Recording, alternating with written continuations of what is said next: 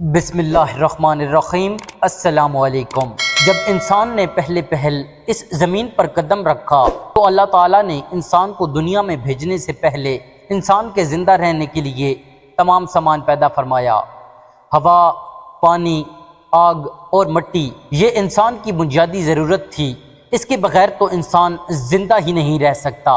انسان کے جسم میں قوت پیدا کرنے کے لیے کھانا بھی ضروری تھا، اس لیے اللہ نے پھل پھول، میوے، پودے، ہرے بھرے درخت پیدا کیے۔ اس کے علاوہ سر اٹھائے بلند و بالا پہاڑ، رواں دواں گنگناتے ہوئے چشمے، بل کھاتے دریا، بہکراں سمندر، چاند، سورج، ستارے، غرض کہ وہ ہر چیز جو انسان کے زندہ رہنے کے لیے ضروری تھی پیدا کی۔ ان سب چیزوں کے علاوہ انسان کے آرام اور سہولت کے لیے اور چیزوں کی بھی ضرورت تھی، وہ بھی پیدا فرمائیں۔ زمین آسمان کے اندر بے شمار چھپے ہوئے خزانے اور وسائل ہیں، مثلا لوہا، چاندی، ابرک، تیل، کوئلہ اور گیسیں ہیں۔ یہ تمام چیزیں انسان کی ضرورت کی ہیں، ان سے انسان فائدہ حاصل کرتا ہے۔ ان تمام چیزوں کو زمین کے اندر سے نکالنے اور دریافت کرنے کے لیے ایک ایسی ذی عقل اور علم رکھنے والی ہستی کی ضرورت تھی جو ان تمام چھپی ہوئی اور اوجھل چیزوں کو ڈھونڈ کر نکالے اور اپنے لیے ہی کارآمد بنائے۔ یہی ہستی جسے انسان کہا جاتا ہے۔ انسان کو اللہ نے عقل اور سوچنے سمجھنے کی صلاحیت عطا کی، پھر دنیا میں بھیجا۔ سب سے پہلے انسان حضرت آدم علیہ السلام تھے۔ انسان کی نسل حضرت آدم علیہ السلام سے چلی اور تمام انسان حضرت آدم علیہ السلام کی اولاد ہیں۔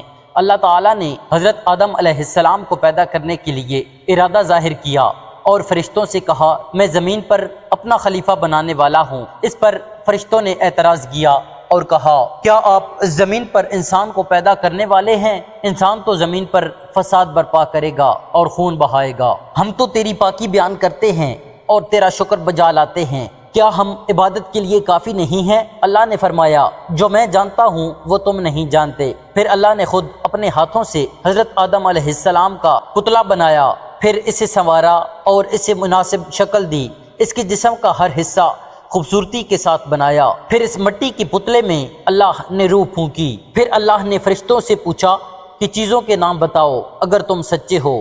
فرشتوں نے جواب دیا، ہم نہیں جانتے، سب سے زیادہ تو آپ جاننے والے ہیں، ہم کو تو بس اتنا ہی علم ہے جو آپ نے ہم کو علم سکھایا ہے، آپ بڑے علم اور برکت والے ہیں۔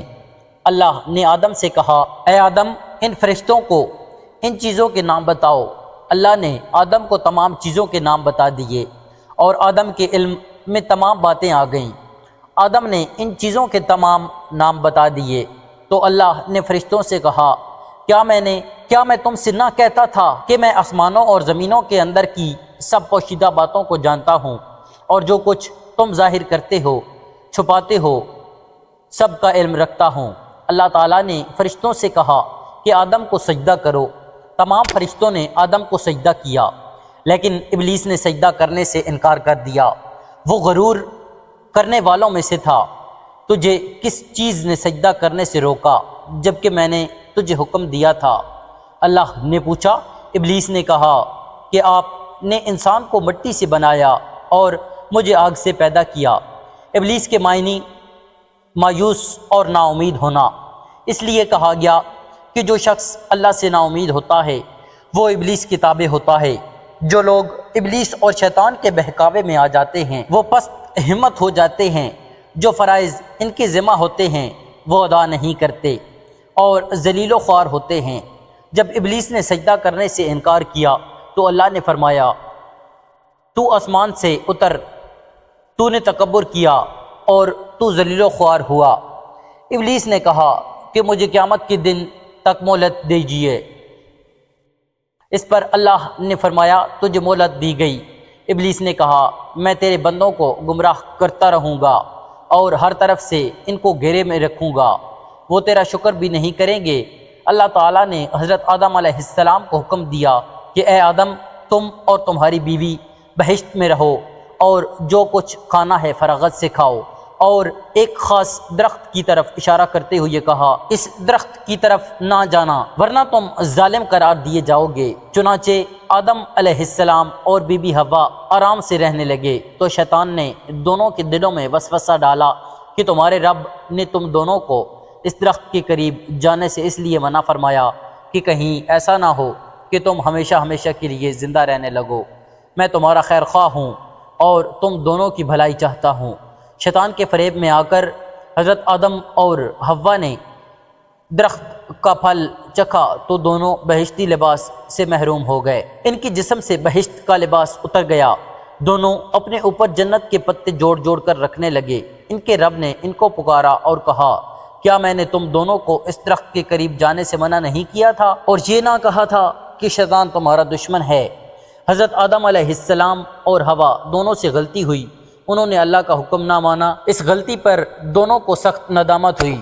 آدم نے اللہ سے معافی طلب کی اور دعا کی اے میرے رب ہم نے اپنے نفس پر ظلم کیا، اگر آپ ہم پر رحم نہ کریں اور ہماری مغفرت نہ کریں تو ہم نقصان اٹھانے والوں میں سے ہوں گے۔ آدم علیہ السلام اور حوا کو زمین پر اتار دیا اور کہا کہ تم ایک دوسرے کے دشمن رہو گے اور ایک خاص وقت تک تم دونوں کو زمین پر رہنا ہے۔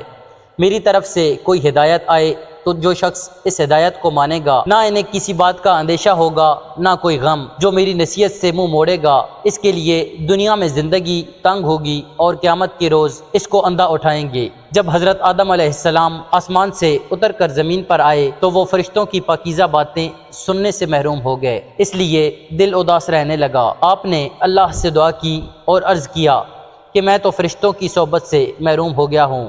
اس پر اللہ نے فرمایا آپ مکہ معظمہ جائیں، وہاں میرا گھر تعمیر کریں، اس کا طواف کریں اور نماز پڑھیں۔ چنانچہ آپ علیہ السلام جبرائیل امین کے ساتھ مکہ معظمہ گئے، وہاں کعبہ کی بنیاد رکھی، نماز پڑھی اور طواف کیا۔